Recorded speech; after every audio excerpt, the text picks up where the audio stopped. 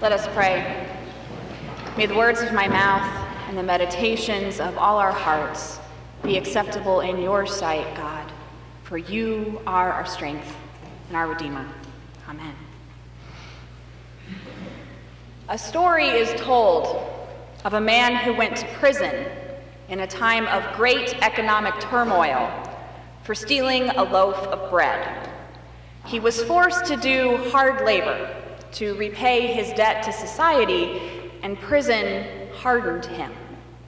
Because of his crime, he was also forced to wear documentation pinned to his chest that specified he was a thief upon his eventual release, and thus he wandered from town to town, unable to find a job.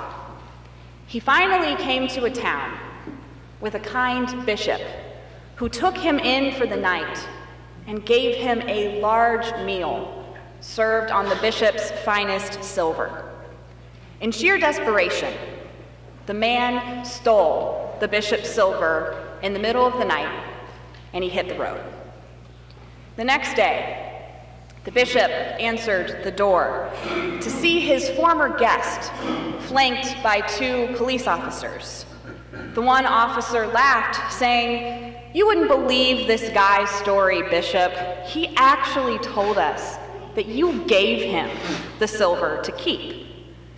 The bishop took in the whole scene, and he told the police, "This man isn't lying. I did give him the silver, knowing that they were really great pieces and he could sell them for a lot of money. But my son," the bishop remarked to the man, "you forgot the silver candlesticks when you left in such a hurry last night." The stunned police officers released the man and went back to their business, leaving the officer, the thief and the bishop alone. The officers left.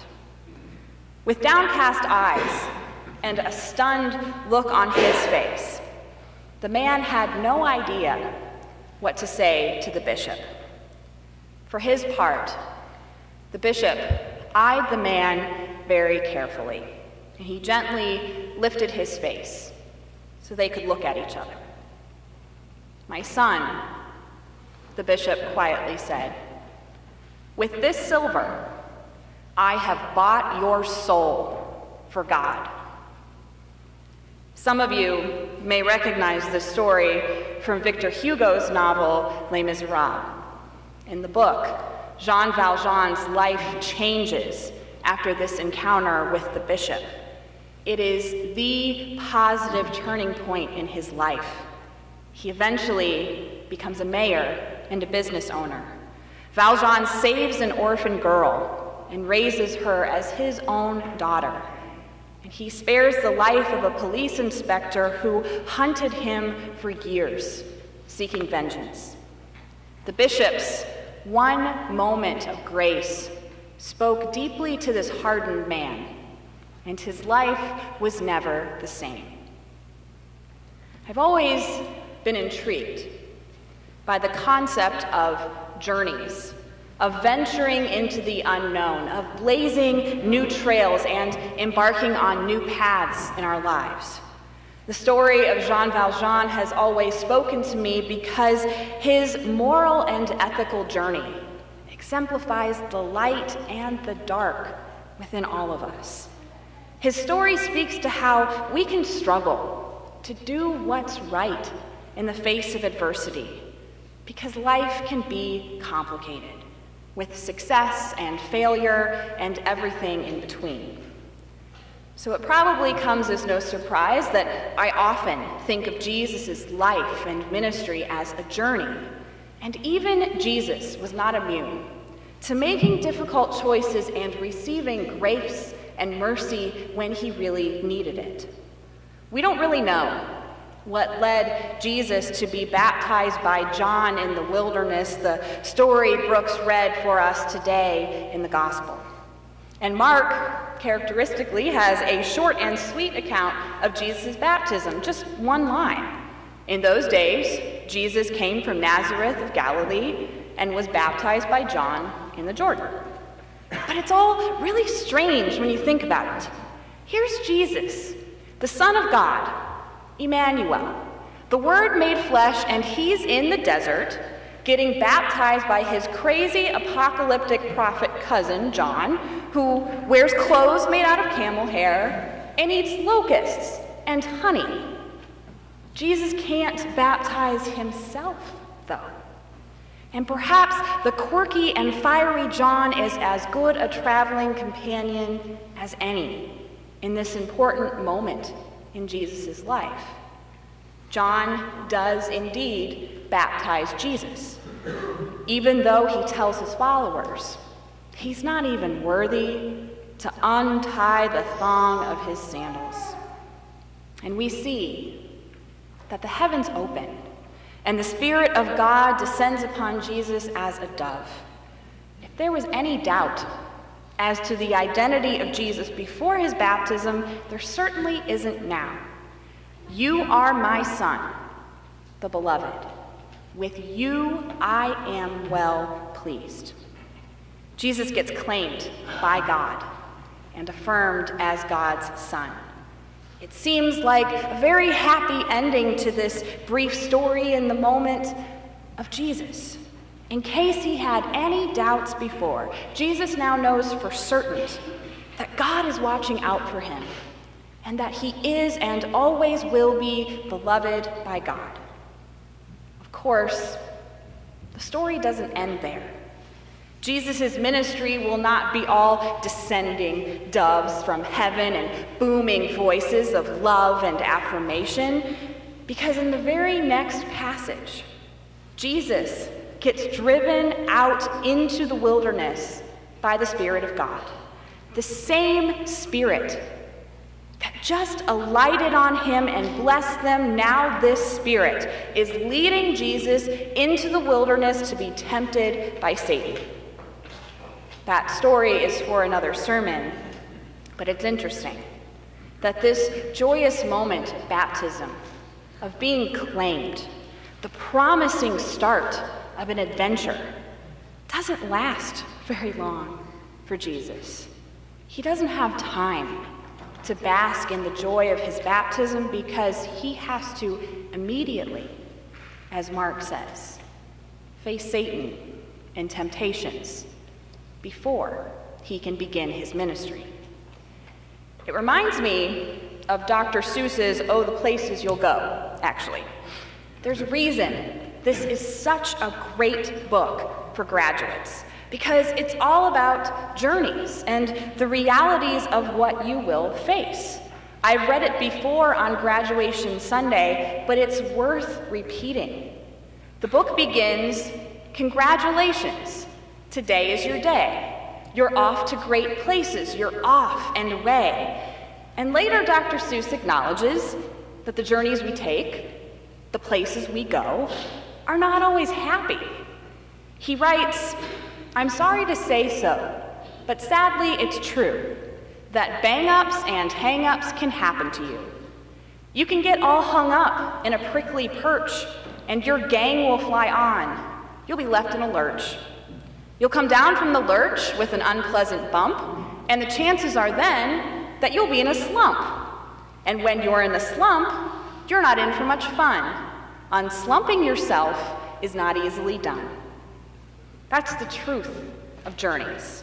You have the moments of glory and then the bang-ups and the hang-ups along the way. In Les Miserables, when we see Jean Valjean have that moment of grace, we know that he's getting a second chance. He caught a break when the bishop vouched for him, and yet we know that his bang-ups are not over by any means. When we see Jesus getting baptized, we also know that his life is entering a new phase. This is a turning point for Jesus, one of the most definitive moments in his life, and the first time we see God making a proclamation that Jesus is God's own Son and beloved. But his life won't be without hang-ups, because right after Jesus gets baptized, he is already out there in the wilderness, staring evil in the face. When Jesus wades into the Jordan, his ministry is beginning. And the start of his ministry is very poignantly marked by the sacrament of baptism. Now, I'm guessing that most of us have probably seen several baptisms, and we know that baptism is an outward and visible sign of the love of God, of joining the church universal, and of being a beloved and unique individual within the context of a particular community of faith. This is the moment when we become part of a tradition that was in existence long before we were born, and will be here long after we're gone. Most of us were probably baptized as infants, and therefore we don't remember our baptisms. But my parents told me a great story about a unique baptism they witnessed just recently. There were 2-year-old triplets that were baptized in Wadsworth. And the minister, who's my parents' minister and a very good friend of mine, went to lay his hand on the third child, and the young boy pushed the minister's hand away and yelled, "Don't do that!" Everyone in the congregation erupted in laughter as the last of these triplets was baptized, whether he was particularly thrilled about it or not. But whether a child is angelic during a baptism or a little bit of a handful and resistant, whether we get baptized as adults or infants or anywhere in between, all of us are beloved children of God. And we all begin our journeys of faith at our baptisms. We may not get the openings of the heavens and God declaring that we're beloved, and yet we have to know that we are.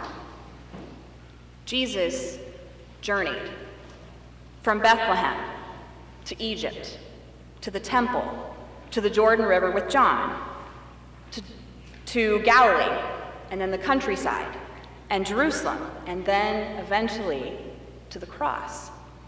And though we hear the story of Jesus' life year after year, there always seems to be parts that we forget, or that become more meaningful, or parts that inspire us to reorient our lives again and again. Because that's the thing about making a journey. Often it's not even about the destination. It's about what happens along the way.